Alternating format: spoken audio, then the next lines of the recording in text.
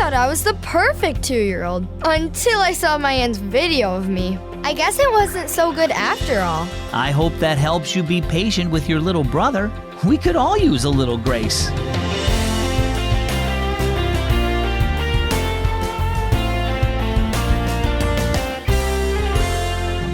Happy Sunday and welcome to Keys for Kids. As always, I'm glad you're listening, and as always, I'm Zach.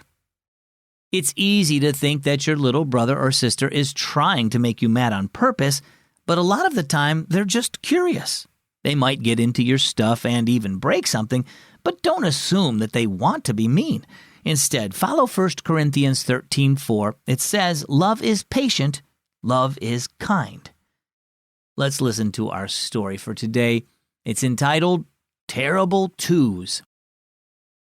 "No!" cried Tynlee as her little brother pushed a pile of magazines off the coffee table. She sighed and turned to her mother.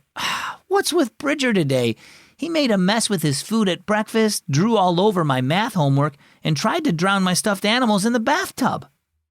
"Some people call his age the terrible twos," said Mom, "but I prefer to think of it as the curious twos. It's an age where children are learning about the world and want to get into everything." Tynlee grinned as she rearranged the magazines. "It must be hard having such a naughty little boy after having a perfect child like me." Mom laughed. "You'll get a chance to see yourself at that age when Aunt Gina comes next week. She has a video she made the summer we went to her wedding, and you were only 2 years old then." "Oh, good," Tynlee said. "I'll make sure Bridger watches it and sees how a 2-year-old is supposed to act." The next week, Tynlee and her family gathered around her aunt's computer to see the video. "Oh, look," Tynlee said as the screen showed the family seated around the table. "That's me in my high chair saying grace. How sweet." "Look again," said Aunt Gina. Tynlee gasped. "I can't believe it. I'm pouring milk on the floor." More scenes passed.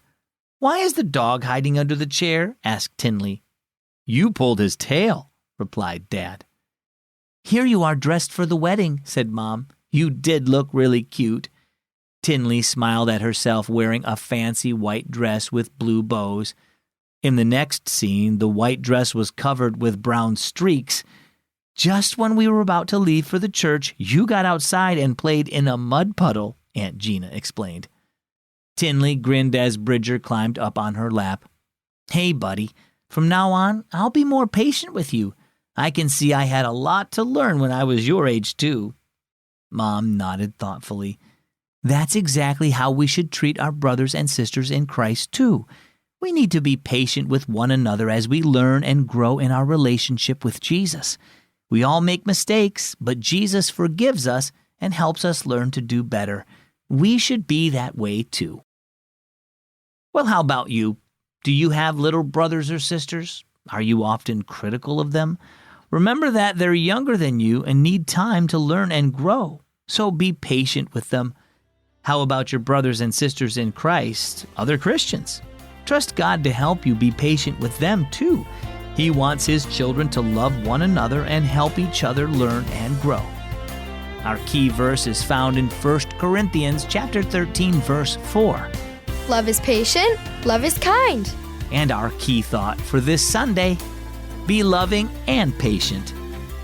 Hey, if you like today's story, you can get Keys for Kids in the mail for free. When you sign up for a free subscription, I'll send you the printed Keys for Kids devotional every 3 months, and you'll have each day's story right there in your hands. Plus, you'll get the bonus coloring and activity pages along with the Hey Zach question in every copy.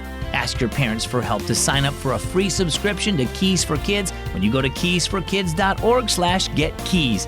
That's keysforkids.org/getkeys. I'm Zach with Keys for Kids.